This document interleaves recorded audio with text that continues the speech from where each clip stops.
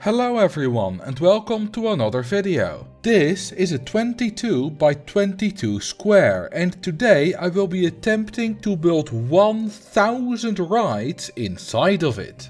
Before we start building, let's go over the rules of this challenge. First, every ride needs to be accessible and usable. This means that their entrance and exit buildings need to be connected to the path network and that the guests must survive and exit the ride. And secondly, no building underground. Everything has to be able to be built on a flat surface. With that out of the way, let's start building. The smallest ride in the game is the one-tiled death maze, so it only makes sense to build as many of those as possible on the ground layer. We need to make sure that we keep one unit of space on the side empty, so that we can connect the ground layer to the layer above it later. To minimize the path we need, we're going to build several rows of 21 mazes. The one tile left over is to connect the paths in between the rows. It's a terrible path layout with all the dead ends, but that doesn't matter as long as all the rides are connected.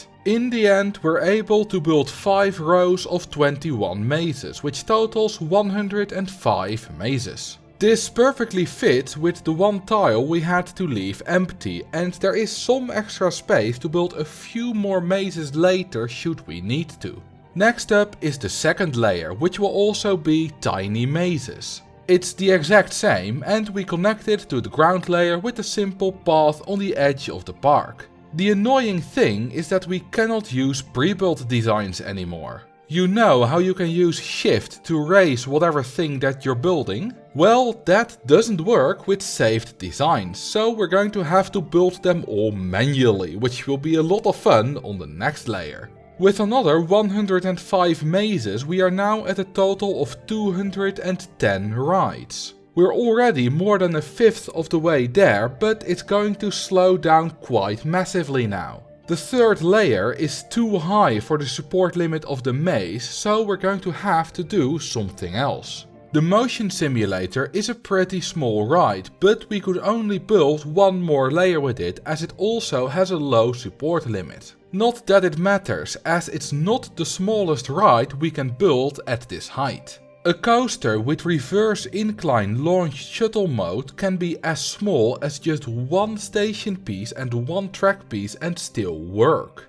To plan for the future, we should pick the coaster type that can do this with the highest support limit, which turns out to be the looping coaster. A more efficient design is actually one with a second station piece. It now uses 5 tiles instead of 4, but in reality these tiles will stay unused anyway, making them both 6 tiles large. The reason the second station piece makes it better is that we can now build them back to back, meaning we use less path, leaving more space for rides. With a length of 3 tiles, we can fit 7 of these coasters on a row, leaving again 1 tile to the side to connect the path. These rides are only 2 tiles thick, so instead of 5 rows we can now fit 8. This makes for a total of 56 looping coasters on one layer. Once again, this fits perfectly, leaving 1 row of tiles on the side empty to connect it to the next layer. Around this time I thought it was time to hire some staff, so I hired 100 handymen, 100 mechanics and 200 entertainers, and I noticed something weird. Take a look at where the entertainers are. There are almost none here, but on the other side it's a damn furry convention. Why on earth are all the entertainers on this side of the park? Is there some eternally sad person crying in the corner and are they trying to cheer them up? Did depression itself come to the park and are the entertainers trying to fight it off? I guess we'll never know. As I was building the path layout of the 4th layer, I decided to change the path to the crazy paving path type to get rid of the big ugly brown supports. The rest of the 4th layer is the same as the 3rd, and so are the next few layers. We can fit a total of 7 looping coaster layers before we hit the support limit and can't build no more. 7 layers of 56 coasters is a total of 392 manually built looping coasters, which I definitely felt in my wrist afterwards. Combined with the 210 mazes, we are now at 602 rides, about 60% of the way. The park is pretty much a cube now and it already looks pretty epic, but we've only barely started. If we check back in with the entertainers, most of them are still partying in the bottom left corner of the park. I would really like to know what makes that corner so great to be in. Anyway, now we need a ride with a higher support limit than the looping coaster. Almost all coaster types that have this need to be a full circuit, meaning they take up significantly more space. One exception is the inverted impulse coaster, but its smallest design is so tall that you can't actually build it on the 10th layer.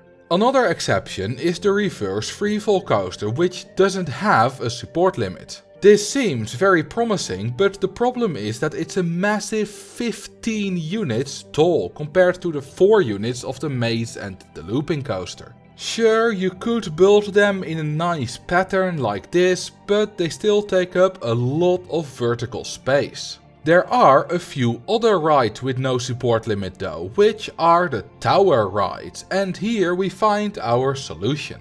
If you build a rotodrop without a top section, it just rotates around a bit and then stops, meaning it still works. With a height of only 6 units and a size of only 12 tiles, it is much smaller than the reverse freefall coaster. The width of 3 tiles also means it again perfectly fits within the 21 tiles next to the connecting path. On one layer of rotodrops we can fit 4 rows of 7 rides for a total of 28 rotodrops per layer. This is only half the number of rides of a looping coaster layer, but we still have a lot of height left, so we can build a lot of layers. There is a little bit of empty space on the side, which we can once again use for a few more rides if we need to later. And now we just start building more layers. This is a lot easier on the wrist than the looping coaster, as the entire ride can be built and configured with only 3 clicks instead of the looping coaster's 11. It's actually going quite smoothly. Wait, hang on, did that rotodrop just crash? They're not supposed to be able to do that. I wonder what caused that. Oh well, it will probably just be a one-time glitch. Let's continue building. Okay, we're on the 3rd rotodrop layer now and rotodrop 1 has crashed. It's definitely not a one-time thing. What's going on?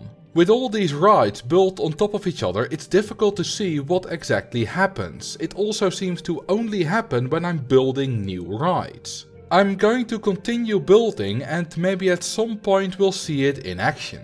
We're currently working on the 6th layer of rotodrops, which is the 15th layer of the park. Apart from a few more crashes, it's going quite well. Wait, time out. What is that? What is a rotodrop vehicle doing on the path instead of its tower? And why is there another loose one right there? Let's unpause and see where they're going. Oh, okay, they're just going to fall to the ground and explode. What kind of black magic is going on here? After a while I managed to figure it out and it's really weird. Here we have 3 rotodrops on top of each other, all rotating calmly as they're supposed to. However, when I build a 4th one on top, the red one suddenly decides it's had enough. It goes up a bit and then yeets itself off the edge and crashes. I don't know why this happens and it doesn't always happen. One time the green one crashed, one time the red one was eternally in the process of crashing and many times nothing happened.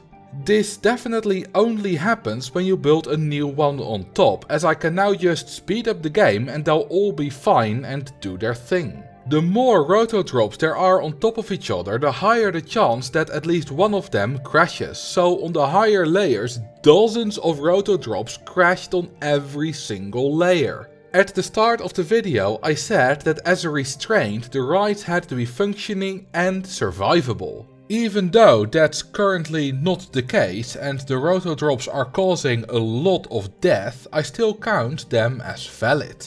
If I wanted, I could just build them all first and then open them afterwards without any issues and without any death, but I like death. On the 23rd and final layer of the park, I was going to count how many rotodrops exactly crashed, but not a single one did, and now I know why. The rotodrop vehicle looks for a top section above the station and will attempt to travel upwards until it reaches that top section. The beheaded rotodrop doesn't have such a top section, so it just rotates around a bit without going upwards. When you start building another rotodrop on top of it, you will get the ghost of a top section. The vehicles of the rotodrops below that see that top section and think it's their own, even though it's only a ghost, and they will start moving upwards. However, they can't reach it, and as soon as you get rid of that ghost piece, they get confused and crash. The rotodrop only checks for a top section at the start of a ride, and when I built them I only had the ghost track there for a very short amount of time, which is why most rotodrops were fine. There is only a small chance that the top section check and the ghost piece coincide to make the rotodrop crash. The reason no rotodrop crashed on the final layer is that we had reached the height limit of the game and there was no space for a top section. With 14 layers of rotodrops and 28 rides per layer, we have a total of 392 rotodrops, which is the same as the amount of looping coasters. We now have 994 rides, which is still 6 short of 1,000. This is no problem as we have just enough space for another 6 mazes at the bottom. And there we go, we now have 1000 rides in a 22 by 22 square and the park looks absolutely ridiculous. Kowloon Walled City was nothing compared to this. The park has a total of 23 layers. First 2 layers of mazes, then 7 layers of looping coasters and after that another 14 layers of rotodrops to top it off. I wouldn't want to be the mechanic who has to fix the ones on the top layer. The question now is, can you do it in a smaller square? I don't think so, but I'd gladly be proven wrong. While you do have some space for extra rotodrops left over, you lose a lot by going down to 21 by 21. You can't fit 7 looping coasters or 7 rotodrops next to each other anymore, and you also need to remove some extra to connect the different layers to each other. Maybe you could do some fancy stuff like this to avoid the high vertical space that the tower needs, but I don't think it will work. If you do manage to make it work, let me know in the comments. I hope you enjoyed this video as much as the entertainers enjoyed that corner of the park, and in the meantime, thank you all for watching and I will see you in the next video.